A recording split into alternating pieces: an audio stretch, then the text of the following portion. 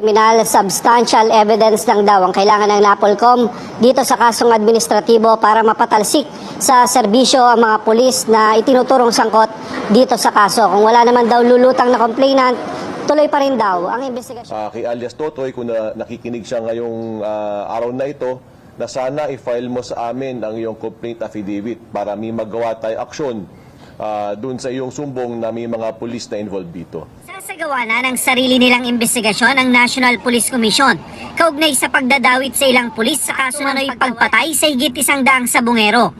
Inutusan ni NAPOLCOM Vice Chairperson and Executive Officer Attorney Rafael Vicente Calinisan ang kanilang Inspection Monitoring and Investigation Service na magsagawa ng motu proprio investigation para sa kasong administrasyon ng mga revelasyon na binanggit ng witness at whistleblower na si alias Totoy na nagsabing patay na raw ang mga biktima at itinapon ang mga ito sa Taal Lake sa Batangas. Isang security guard at isang kilalang showbiz personality na konektado sa master NAPOLCOM na tapusin ang kaso sa loob ng 60 araw. As well, come forward to us and we start and dig deep dun sa aspetong administratibo.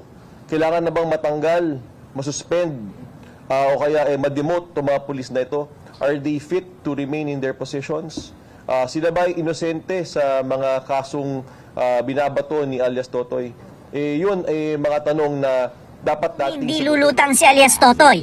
Tiniyak ni Attorney Calinisan na maaari pa ring gumulong ang kaso dahil sila mismo ang tatayong complainant. Hindi gaya sa kasong kriminal, substantial evidence lang daw ang kailangan ng NAPOLCOM para maresolba ang kasong administratibo. Po ang level ng ebidensya na kinakailangan para matanggal ang isang abusadong pulis. Kaya po, ito po ang ating panawagan. Kung meron man pong ebidensya na meron pong hawak ang kahit na sino man dyan, at ito po ay makakatulong sa pag-resolve ng kasong ito, tatanggapin po natin ito. Kasi mababa lang naman ang kinakailangan ng ebidensya, substantial evidence. Department of Justice na nakatutok naman sa kasong kriminal, aminado na mabigat ang pera ng itinuturong mastermind. Ayon kay Justice Secretary Crispintong pasukin kahit ang hudikatura. Kaya kailangan nila itong pag-usapan ng una ng tiniyak ng Philippine National Police na handa silang makipagtulungan sa investigasyon ng department. Kasama na rito ang posibilidad ng search and retrieval operation sa Taal Lake para sa bangkay ng mga biktima. Sir, wala pa po kaming natatanggap na any request from the DOJ to any PNP unit for that matter po. But like I said earlier po, whatever assistance the DOJ will be requesting from the PNP, then we are prepared. Ang Philippine Navy naman at ang Philippine Coast Guard nakahanda raw sakaling hingin din ang tulong nila para sa paghanap sa mga bangkay. Ayon kay Navy spokesperson Captain John Percy, may go signal sila mula sa DOJ.